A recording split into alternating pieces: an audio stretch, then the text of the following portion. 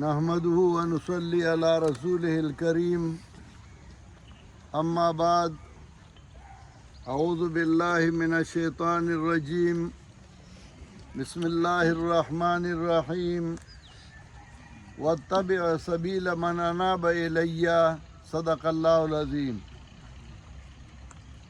میرے عزیز بھائیوں، علماء کرام اور گرد و نواز سے جماعت اشاعت توحید و سنہ کے اراکین حضرات، آج 12 اکتوبر 2025 کو ہمارا 22واں اجتماع کا افتتاح ہو رہا ہے۔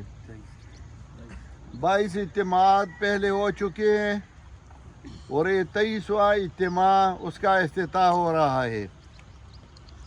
ہر جماعت کی اپنی کارگزاری، اپنا لائحہ عمل اور اپنے مقاصد ہوتے ہیں۔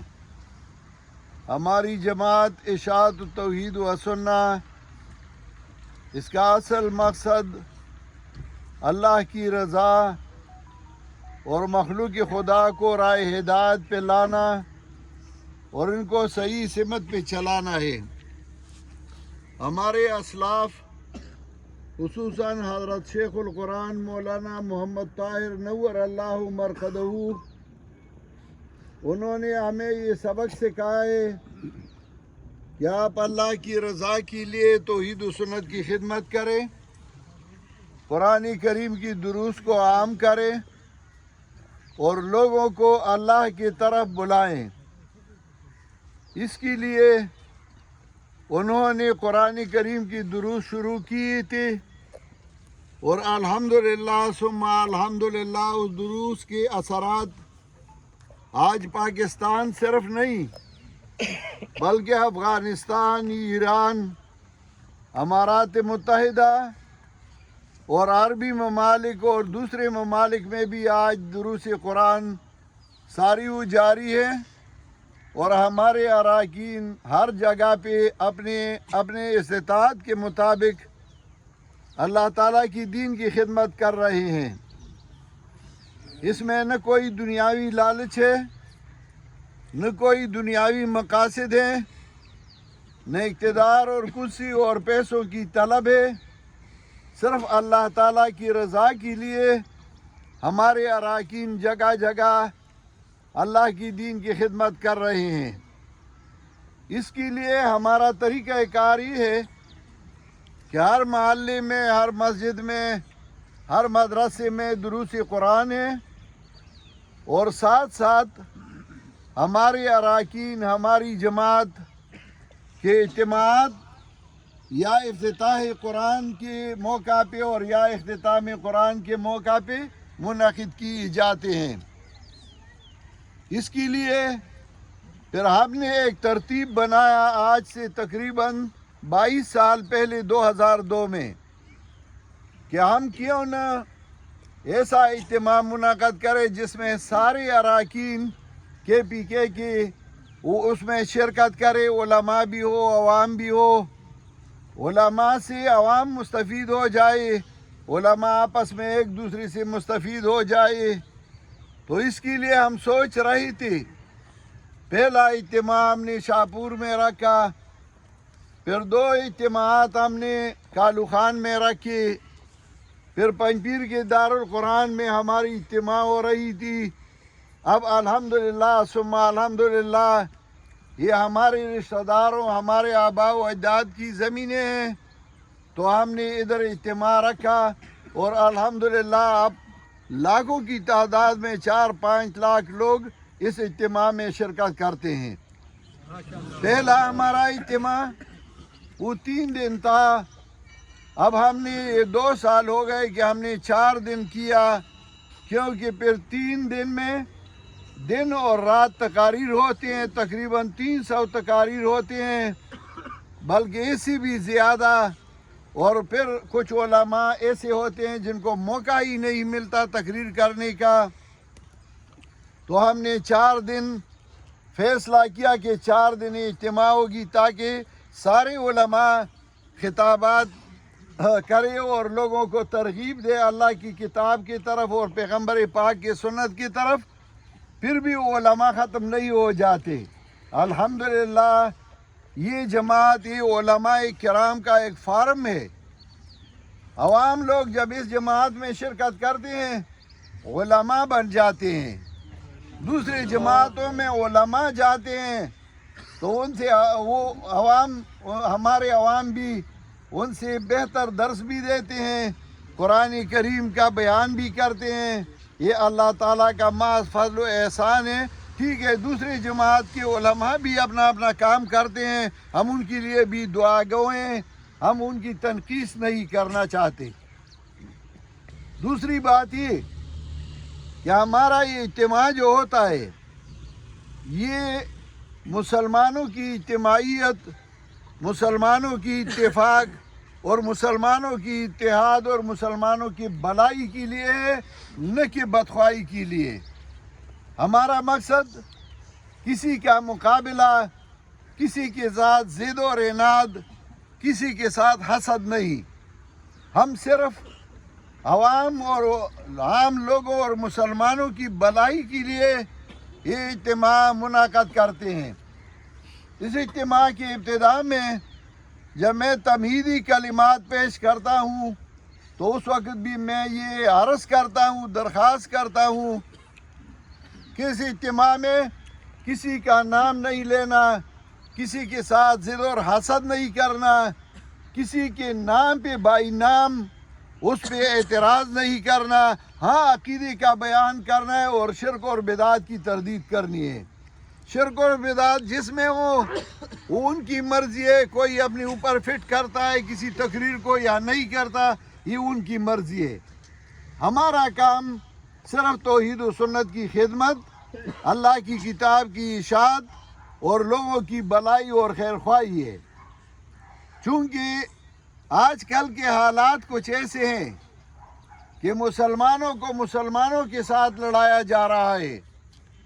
آپ دیکھیں ان دنوں آپ ایک طرف افغانستان وہ بھی مسلمان ہے, وہ بھی علماء ہے, وہ بھی دیندار لوگ ہیں. دوسری طرف پاکستان یہ بھی علماء ہے, دیندار لوگ ہیں, یہاں مدارس ہے. اگر یہ دو ملک آپس میں لڑ پڑے تو مسلمانوں کی تباہی اور بربادی, یہ ممکن ہے کہ مسلمانوں کی تباہی اور بربادی ہوگی, کمزور ہوں گے, اور دوسرے جو مسلمانوں کے مخالف اور مقابل ہے وہ کامیاب ہوں گے. ہمارا کام یہ کہ ہم مسلمانوں کو سمجھائیں کہ مسلمان کے ساتھ اگر متفق اور متحد ہو تو یہ مسلمانوں کی بھلائی اور مسلمانوں کی کامیابی ہے.